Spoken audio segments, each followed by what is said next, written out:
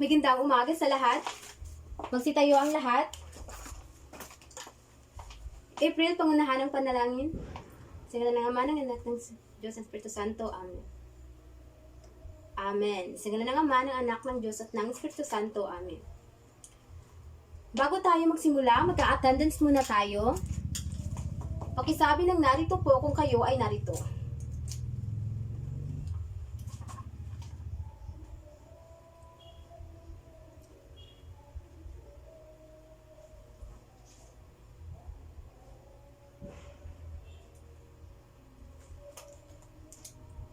Magaling at walang absent ngayon. Bago tayo magsimula sa ating tatalakayin, alam niyo ba yung kantang Kung Ikaw ay Masaya? Okay, dahil alam niyo, kakantahin natin. In 1, 2, 3, sabay, 1, 2, 3, go! Kung ikaw ay masaya, tumawa ka, ha, ha. Kung ikaw ay masaya, tumawa ka, ha, ha. Kung ikaw ay masaya, buhay mo ay sisigla. Kung ikaw ay masaya, tumawa ka, ha, ha. Kung ikaw ay masaya, pumalakpak. Kung ikaw ay masaya, pumalakpak. Kung ikaw ay masaya, buhay mo ay sisigla. Kung ikaw ay masaya, pumalakpak. Magaling dahil alam ninyo ang kantang iyon. Sa tingin ba ninyo, yung kinanta natin ngayon ay may kinalaman sa paksang tatalakayin natin ngayon? Sino yung nakakaalala? Sinabi ko ito kahapon, ang tatalakayin natin ay tungkol sa... Okay, Cindy? Tama. Ang paksang tatalakayin natin ngayon ay tungkol sa pandiwa at aspekto ng pandiwa. Bago tayo magsimula, magbalik-aral muna tayo. Ano ba yung pinag-aralan natin kahapon? Okay, CJ?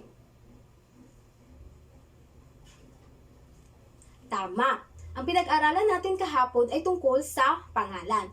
Ano nga ba ang pangalan? Ang pangalan ay isang bahagi ng pangungusap na tumutukoy sa ngalan ng tao, bagay, puok, o mga pangyayari. Bago ko ipaksil yung sinulat ko na visual aid, gusto ko munang marinig sa inyo kung ano ba sa inyo o ano ba ang kahulugan ninyo sa pandiwa o ano nga ba ang pandiwa. Okay, Claire? Tama. Ang pandiwa ay tumutukoy sa kilos na ginagawa natin o may kinalaman sa galaw o kilos natin.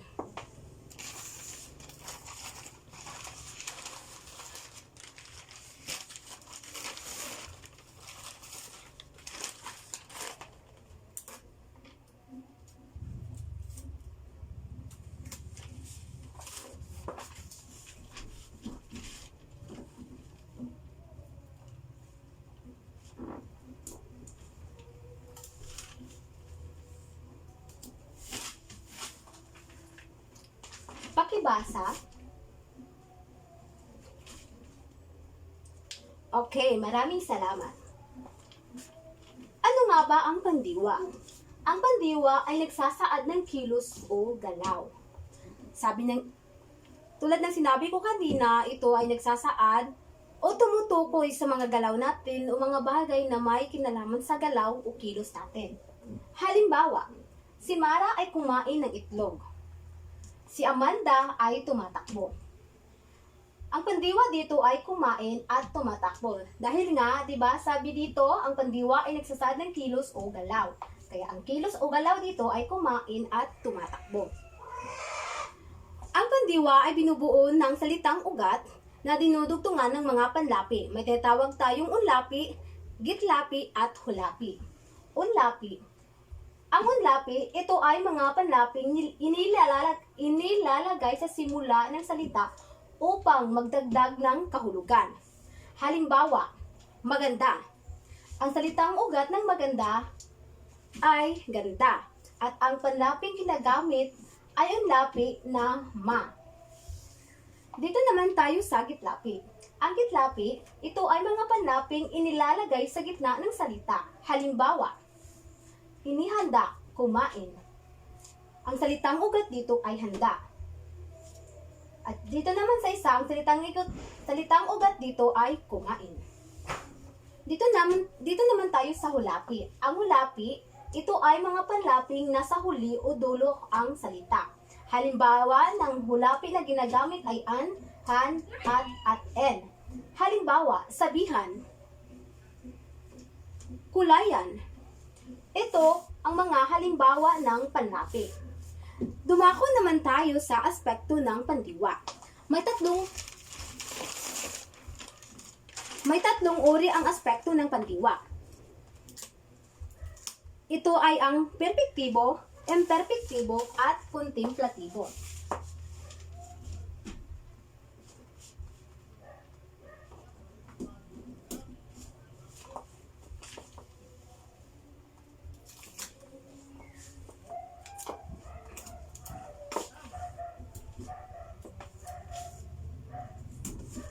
Aspekto ng pandiwa. Dumako tayo sa perpektibo.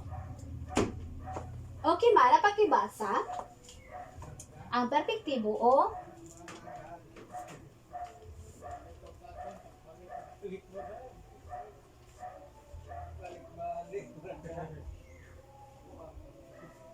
Okay, Mara, salamat.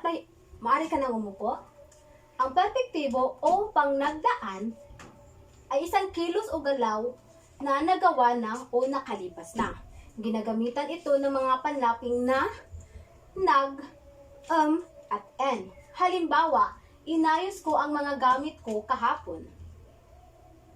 Ang salitang inayos ay isang halimbawa ng perpektibo. Ito ay kilos na, nagdaan na, o naganap na.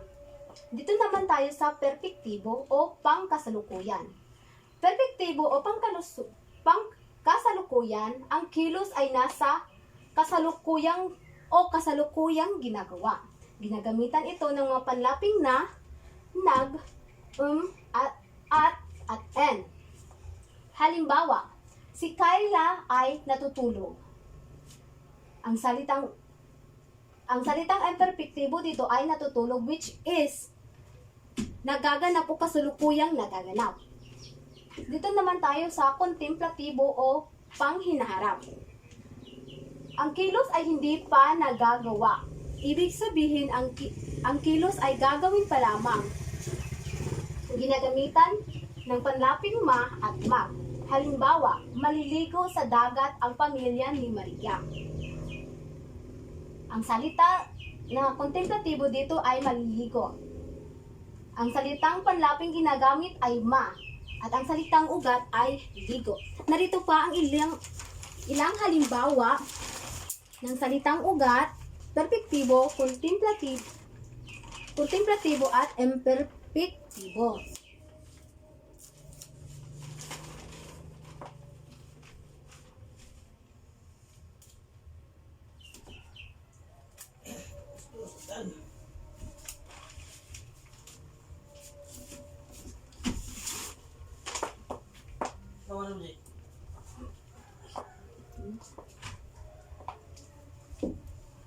Halimbawa, dito sa hanay na ito ay salitang ugat. Dito naman ay perpektibo at dito ay imperpektibo at kontemplatibo. Dito muna tayo sa salitang ugat. Ang salitang ugat dito sa una ay punas. Sa perpektibo ito ay nagpunas. Sa imperpektibo, nagpupunas at sa kontemplatibo, magpupunas. Sa pangalawa naman ay dikit. Sa perpektibo, nagdikit. Sa imperpektibo, nagdidikit. Sa kontemplatibo, magdidikit. Sampay, nagsasampay, magsasampay. Tingin, nagtingin, nagtitingin, magtitingin. Mahal, nagmahal, nagmamahal, magmamahal. Ito ay ilan sa mga halimbawa ng perpektibo, kontemplatibo, at imperpektibo. At dito ay ang salitang ugat na pinagkukunan ng mga palapi para mabuo ang perpektibo, kontemplatibo, at imperpektibo. Naintindihan ba lahat? Wala na bang tanong para mas malinawan kayo? Okay, dahil wala nang tanong, maibibigay ako sa inyong gawain. Ito ay ang gawain ng pagkatuto para mas malaman ko kung kayo ba ay may naintindihan. Maliwanag?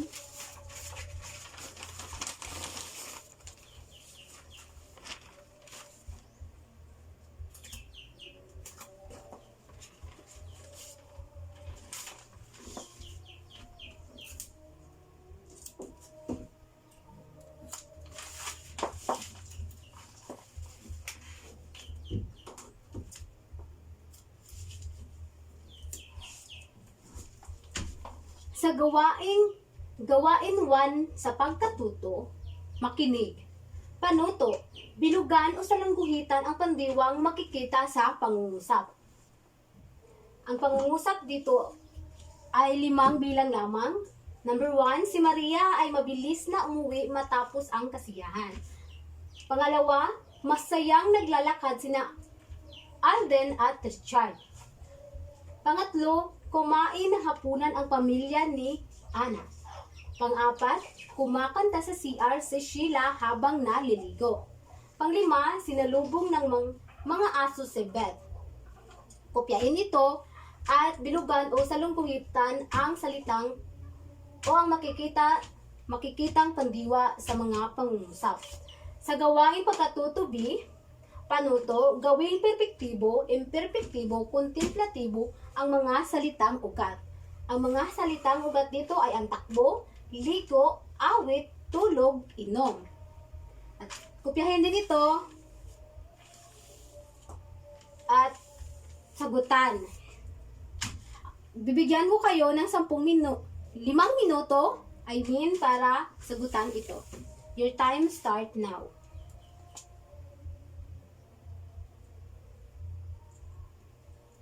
Okay, time's up. Pakipasa sa harap ang mga papel at ako na ang mag-check nito. May tanong ba kayo? Okay, wala. So ngayon, may bibigay pa ako sa inyo na isang gawain. Ito ay ang pagtataya.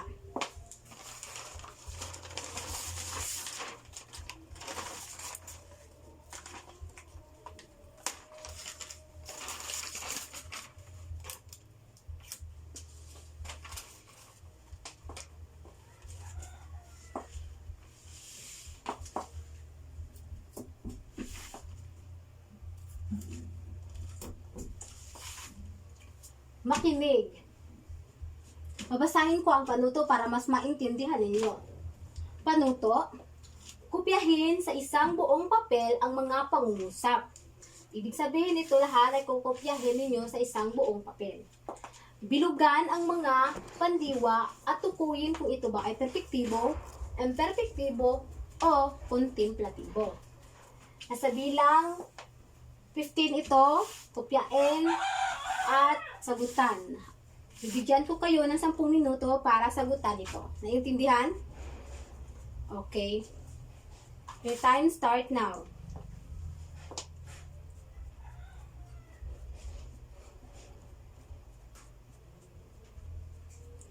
Okay, time's up. Pakipasa sa harap ang mga papel.